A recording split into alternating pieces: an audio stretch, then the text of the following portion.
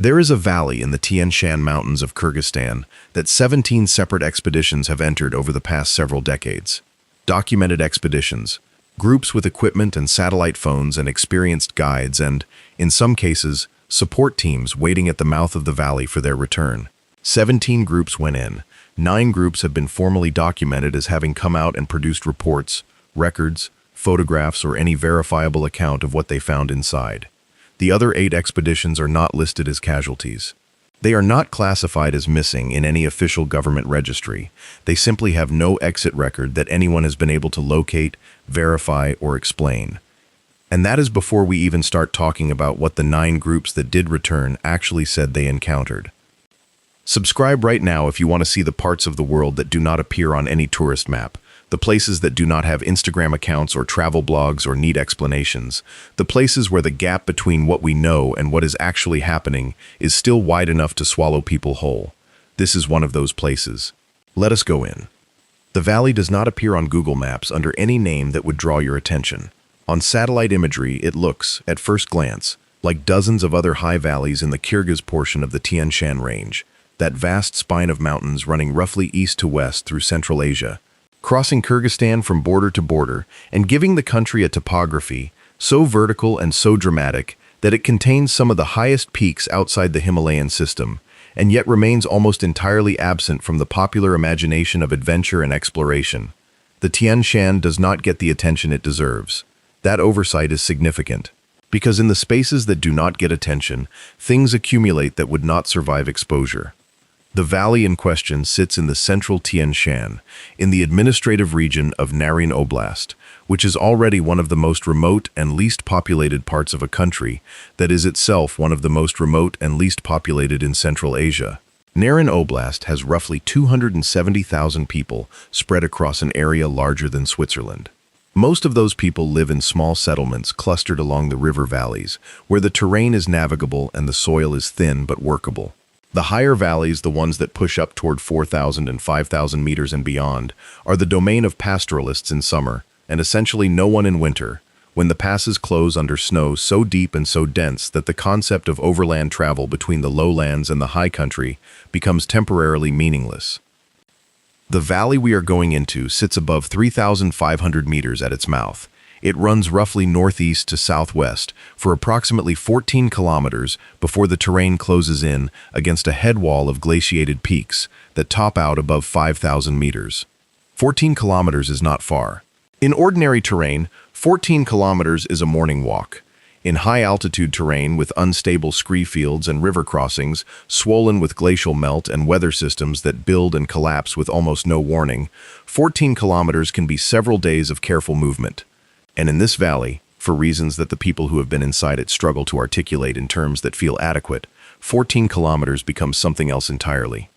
The local name for the valley, in the Kyrgyz language, translates most closely as something like the Valley of Turning Back, or the Valley that Returns You.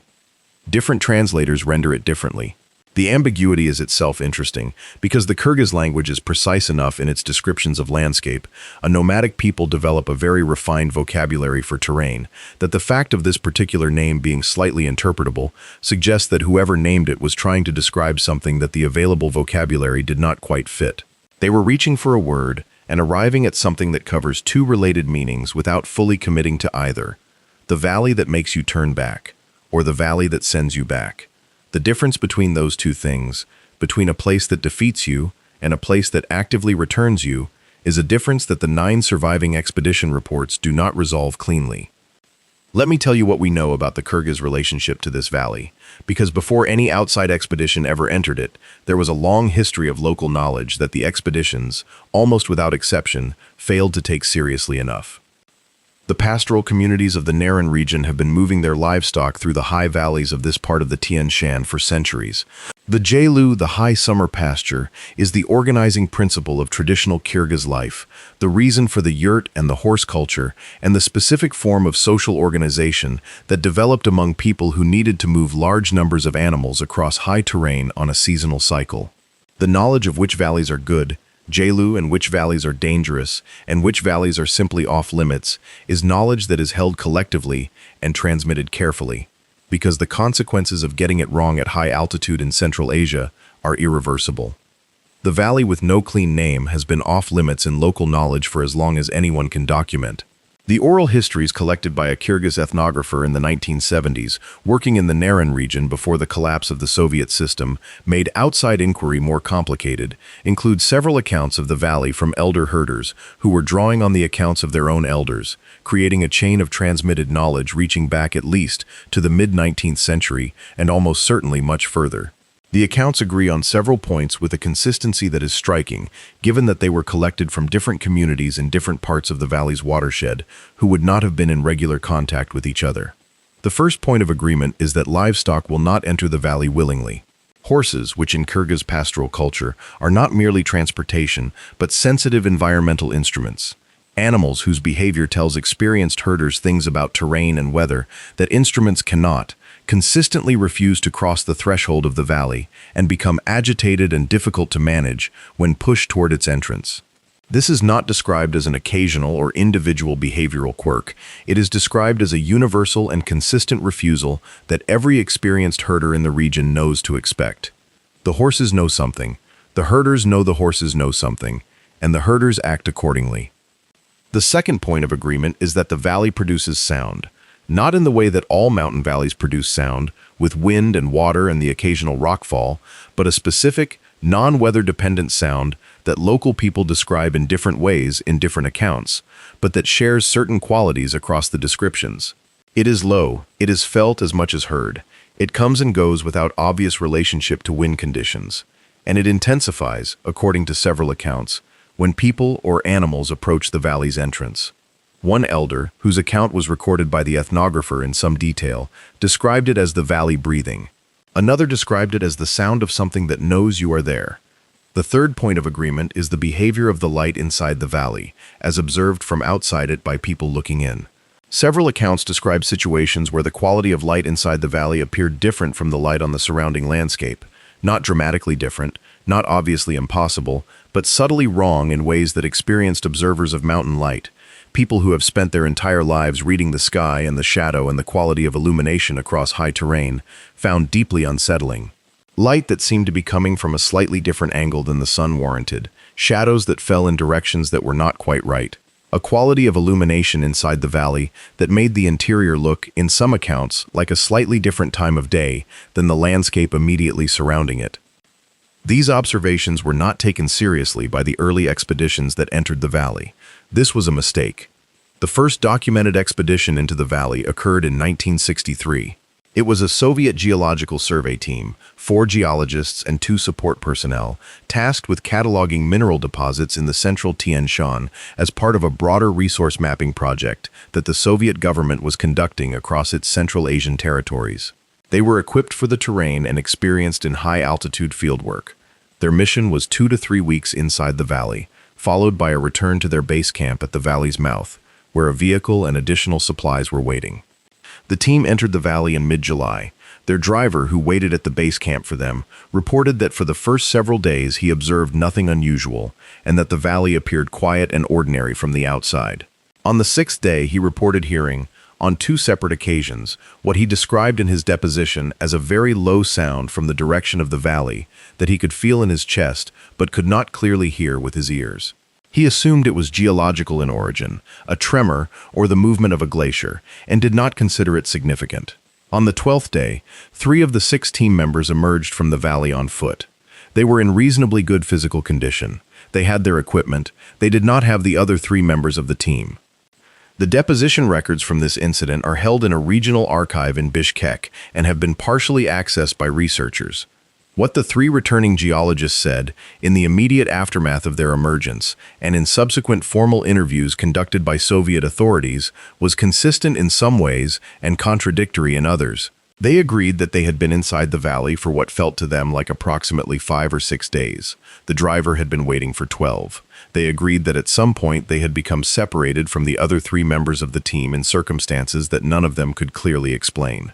They agreed that navigation inside the valley had been significantly more difficult than expected, that familiar landmarks had seemed to shift position relative to each other in ways that should have been impossible, that their compasses had behaved erratically, and that they had experienced, collectively and simultaneously, extended periods of what they could only describe as confusion about time, about how long they had been walking, about whether it was day or night, about the direction they were facing. They disagreed about what happened to the other three. One said they had simply lost sight of them during a period of low visibility and never relocated them. One said that the other three had made a decision to go further into the valley and had not been seen after that. One said that he did not clearly remember the moment of separation and preferred not to speculate about it. The three missing geologists were never found. The Soviet authorities attributed the incident to an accident in difficult high-altitude terrain, a conclusion that may well be correct, and the matter was closed officially without further investigation. But the driver's testimony about the sound was in the record, and the discrepancy between the 12 days the driver counted and the 5 or 6 days the returning geologist remembered was in the record, and it stayed in the record, noticed occasionally by researchers who accessed the archive for other reasons, until the collapse of the Soviet Union opened those archives more broadly to inquiry. The second documented expedition entered in 1979. This was a group of mountaineers, 4 climbers with objective peaks in the upper valley and the mountain walls surrounding it, equipped for technical climbing at high altitude. They were experienced, they were well equipped.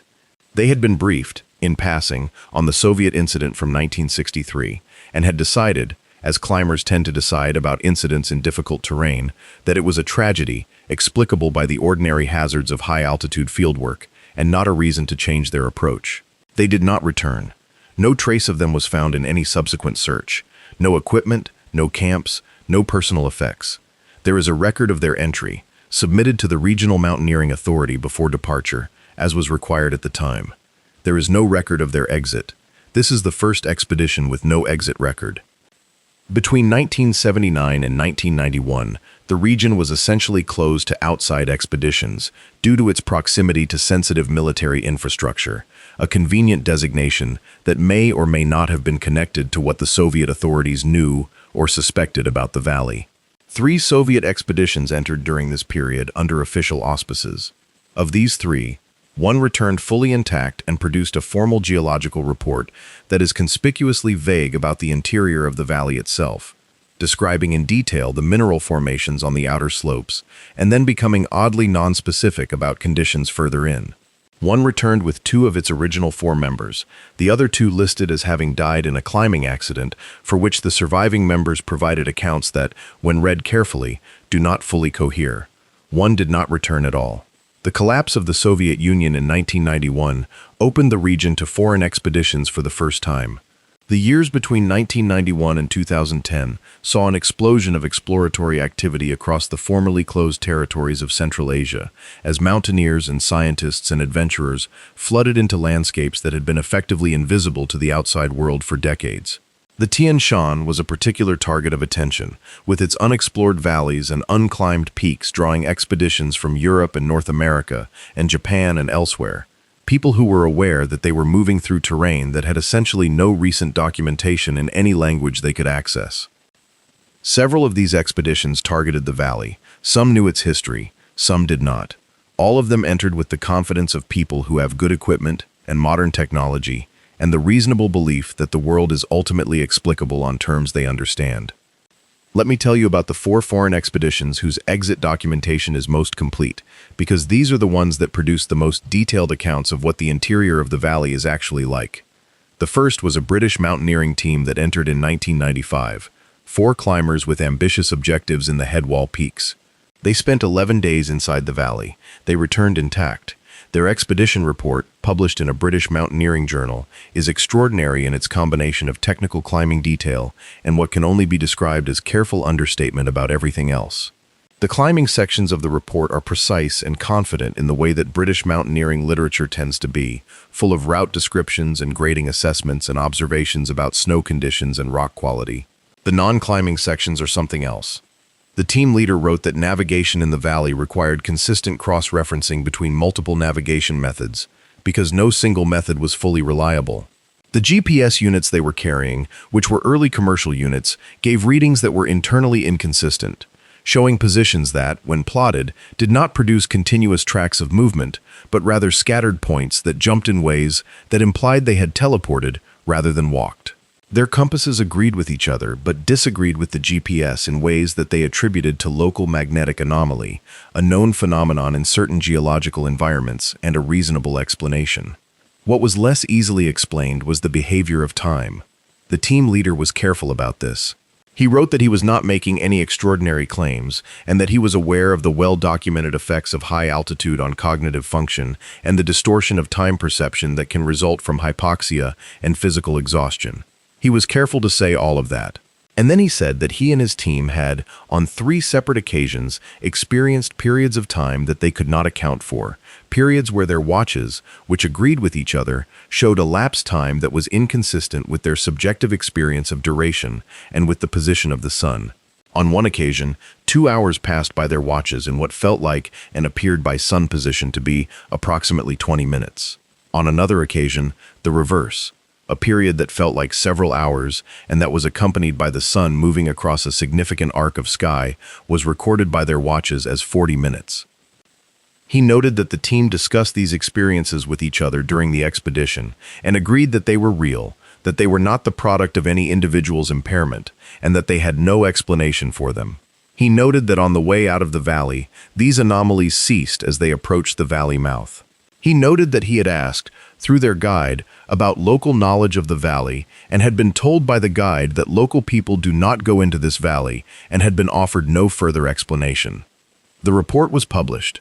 It received some attention in mountaineering circles, mostly focused on the climbing achievements. The sections about time and navigation were noted and largely set aside as the kind of interesting peripheral observation that serious climbers sometimes include in their reports, without intending it to be the main point. The second expedition I want to describe in detail was a joint Kyrgyz-German scientific team that entered in 2003 with a specific objective, measuring and mapping the geomagnetic properties of the valley as part of a broader study of anomalous magnetic zones in the Tian Shan. This team was specifically interested in the navigation problems that had been reported by multiple previous expeditions, and they brought equipment designed to characterize those problems precisely. They had a geophysicist. They had sensitive magnetometers. They had, crucially, a historian who had spent time in the Bishkek archives and who was aware of the Soviet records. This team spent 8 days inside the valley. 6 of the original 7 team members returned. The one who did not return was the historian. What the scientific team documented about the geomagnetic environment of the valley is extraordinary even in purely physical terms. The magnetic field inside the valley does not behave the way magnetic fields in mountain terrain normally behave. Mountain terrain produces magnetic anomalies all the time, particularly in areas with significant iron-bearing rock formations, and the Tian Shan has plenty of those. These anomalies are mappable and explicable, and do not produce the kind of readings this team was seeing. What they found was a geomagnetic environment that was spatially complex in a way they had not encountered in any previous fieldwork, with the field strength and direction varying over distances of a few meters, in patterns that their instruments could measure, but that their geophysicist, in the report they subsequently produced, described as not corresponding to any geological model she was familiar with.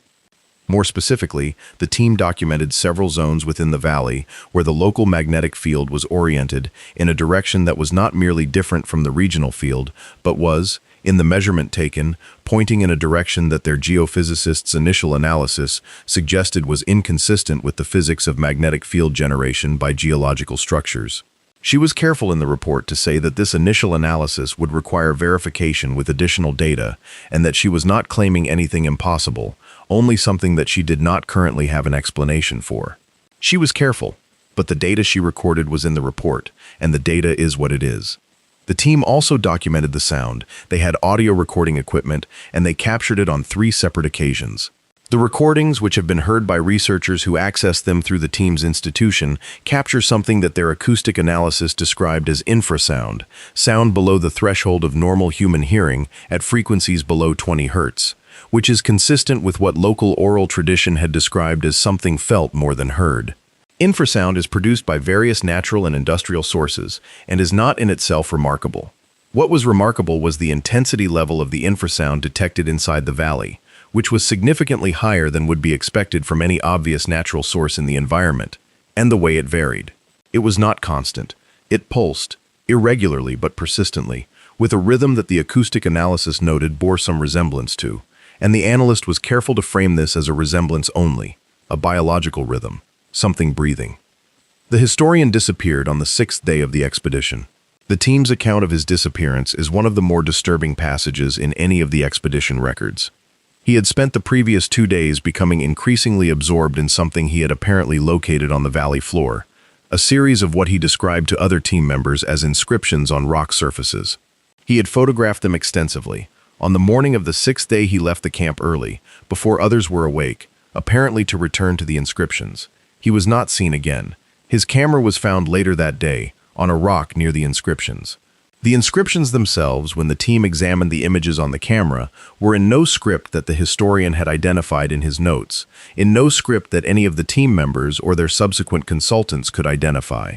The historian had written in his personal notebook, in an entry dated the evening before he disappeared, that he believed the inscriptions were very old and that he was beginning to develop a hypothesis about what they said.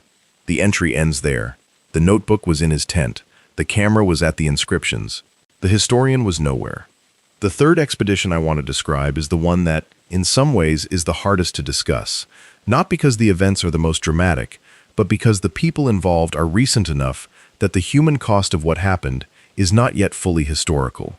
This was a group of 4 Kyrgyz alpinists who entered the valley in 2009 with the specific intention of reaching the headwall and attempting a peak that had not been climbed. They were local. They spoke the language. They were aware of the valley's history in a way that outsiders were not, because they were from the region, and the oral tradition was part of their cultural inheritance. They went anyway.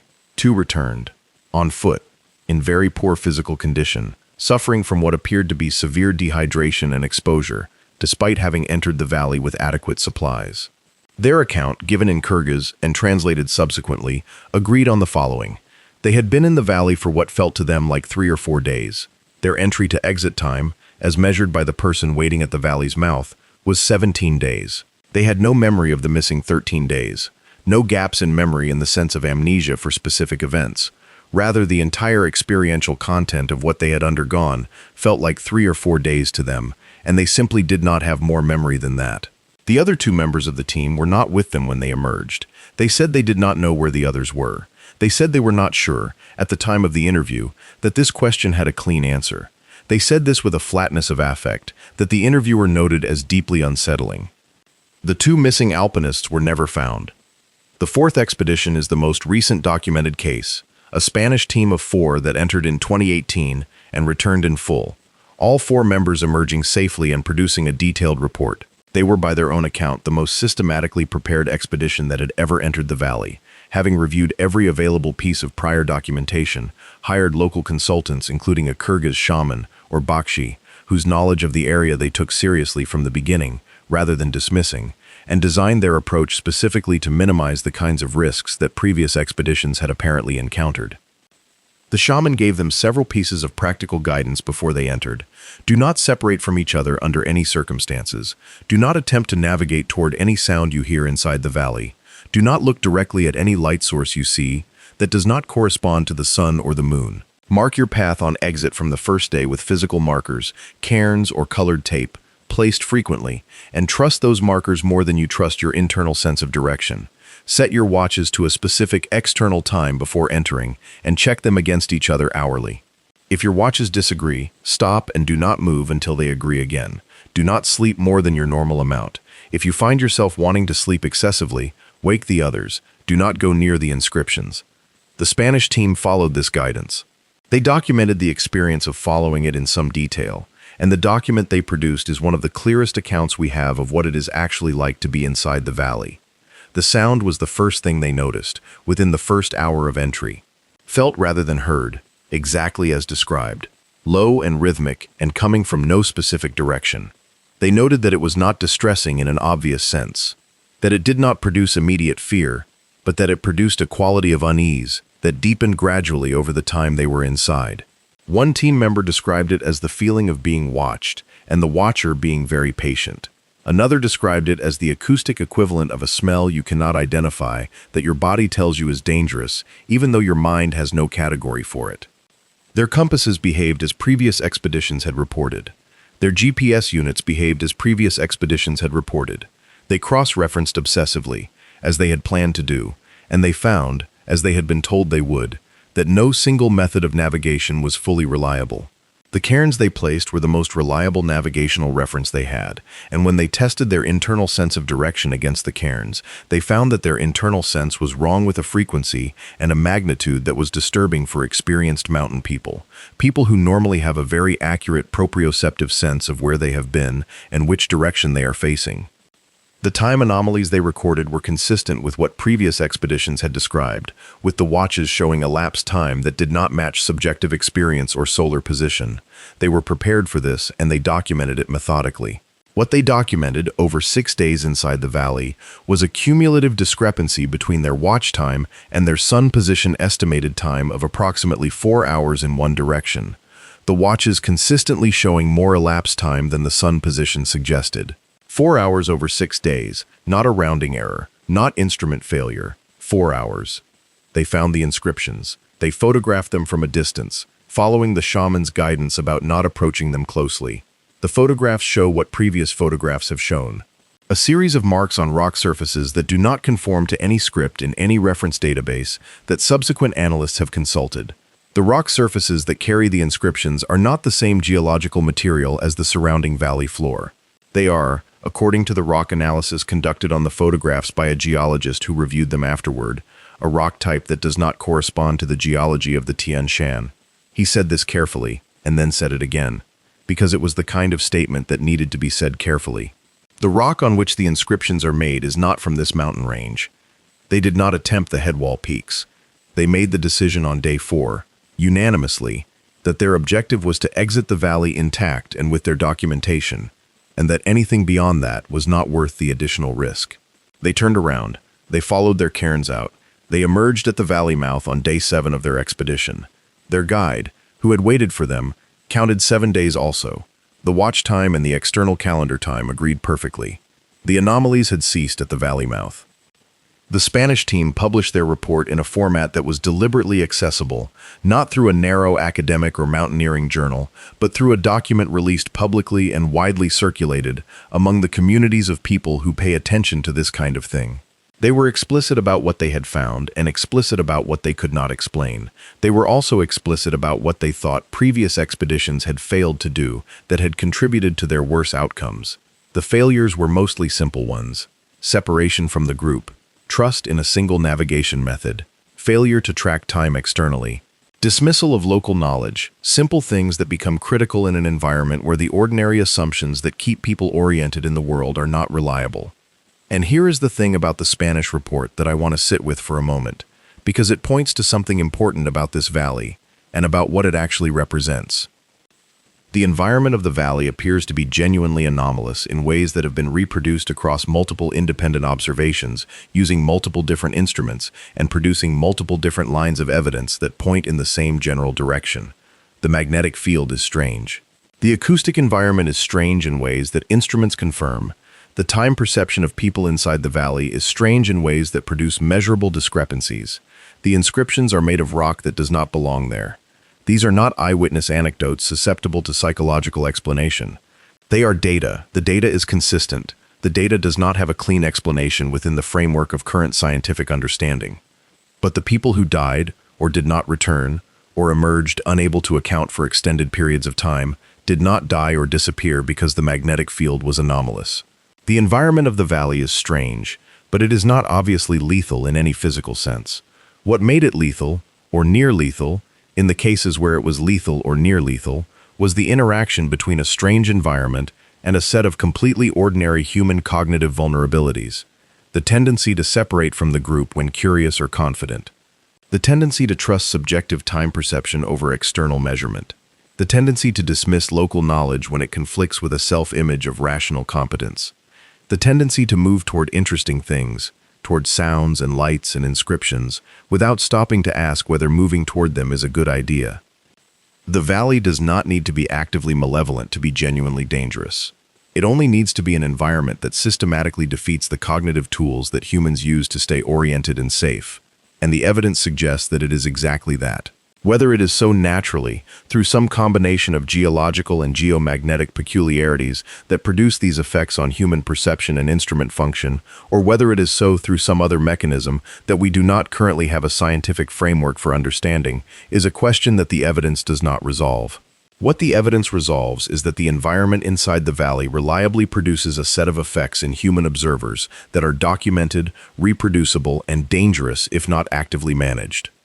The 8 expeditions with no exit documentation are almost certainly, in their specific human details, the result of those ordinary cognitive vulnerabilities interacting with an environment that exploits them ruthlessly. People who separated. People who trusted their internal navigation when their internal navigation was compromised. People who followed sounds. People who approached inscriptions that the oldest local tradition in the region says not to approach. People who went further and further into a valley that their bodies and instruments were quietly telling them was not functioning by the rules they were using to make decisions. People who did not believe it was really that different until it was too late to apply the simple corrective measures that the Spanish team demonstrated are sufficient to survive exit. The valley exists. It is in the records of multiple independent expeditions across 7 decades. Its anomalous properties have been measured and documented by scientific instruments. The local tradition that has classified it as off-limits for centuries predates any outside expedition by an unknown margin and predates the specific language of geomagnetic anomaly, or infrasound, by a very long time, and yet that tradition is descriptively consistent with what the instruments subsequently measured. The absence of return records for 8 expeditions is a fact in the archive, not a rumor or a legend, a fact in a physical archive in a building in Bishkek that researchers have accessed. This is not a ghost story. This is not folklore being presented as fact. This is a documented, physically real valley in a real mountain range, with a documented history of expeditions and a documented pattern of outcomes, some of which are explicable by ordinary hazard and some of which are not, and an anomalous physical environment that instruments confirm and that local knowledge described before instruments were available to confirm it. The strangeness is in the record. The record is available. The strangeness is real. Now I want to go deeper into the context of this valley, because the valley does not exist in isolation. It exists within a landscape and a culture and a history that are themselves extraordinary, and understanding that context changes the way you understand the valley. Because the Kyrgyz people who have classified this valley as off-limits for centuries, and who have treated the horse's refusal to enter it as a meaningful sign, and who have described its sound as the sound of something that knows you are there, those people are not a culture characterized by unfounded superstition or a lack of engagement with the physical world. They are a culture that developed, over centuries of nomadic life, in some of the most demanding terrain on Earth, an extraordinarily refined capacity to read landscape and environment, and to transmit what they read in forms that are durable across generations. The Kyrgyz nomadic tradition, now partially but not fully preserved in the modern state of Kyrgyzstan, is built on a relationship with the natural world that is both practical and interpretive in ways that are inseparable from each other. A nomadic people moving livestock through high mountain terrain cannot afford to be wrong about the land. They cannot afford to send their animals into a valley that will kill them. They cannot afford to camp in a location that will flood or avalanche. They cannot afford to take a route that will close before they complete it. The cost of those errors is their livelihood, and potentially their lives. So the knowledge systems they developed for reading terrain are not casual or decorative. They are survival systems, refined over generations, tested constantly against the real consequences of being wrong. When that knowledge system says, "Do not enter this valley," the appropriate response is not to assume that the knowledge system is unsophisticated and that modern technology supersedes it. The appropriate response is to ask what the knowledge system knows that you do not, because it has been tested against reality for much longer than your technology has existed. The Manas epic, the great oral poem of the Kyrgyz people, is one of the longest epic traditions in world literature, longer by some measures than the Iliad and the Odyssey combined, and it is a landscape poem in a fundamental sense, a poem whose characters move through a physical geography that is specific and detailed and deeply connected to the real terrain of Central Asia. The mountain passes and rivers and valleys of the Kyrgyz landscape are not backdrop in the Manas tradition. They are characters. They have agency. They have histories. They respond to human behavior.